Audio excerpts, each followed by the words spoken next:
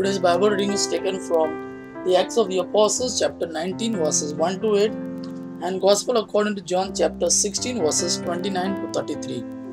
Acts of the Apostles, chapter 19, verses 1 to 8. While Apollos was at Corinth, Paul took the road through the interior and arrived at Ephesus. There he found some disciples and asked them, "Did you receive the Holy Spirit when you believed?" They answered, "No, we have not even heard that there is a Holy Spirit." So Paul asked, "Then what baptism did you receive?" "John's baptism," they replied. Paul said, "John's baptism was a baptism of repentance. He told the people to believe in the one coming after him, that is, in Jesus." On hearing this, they were baptized into the name of the Lord Jesus. When Paul placed his hands on them, the Holy Spirit came on them, and they spoke in tongues and prophesied. There were about 12 men in all.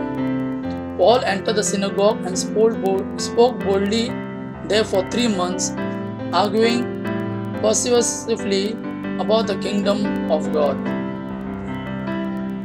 Gospel according to John chapter 16, verses 29 to 33. Then Jesus' disciple said, "Now you are speaking clearly and without figure of speech. Now we can see that you know all things and that you do not even need to have anyone ask you question.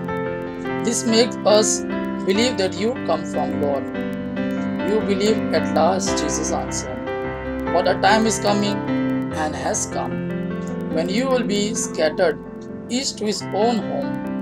You will leave me all alone, yet I am not all alone, for my Father is with me. I have told you these things so that in me you may have peace. In this world you will have trouble, but take heart, I have overcome the world." Gospel of our Lord Jesus Christ. Praise the Lord Jesus Christ.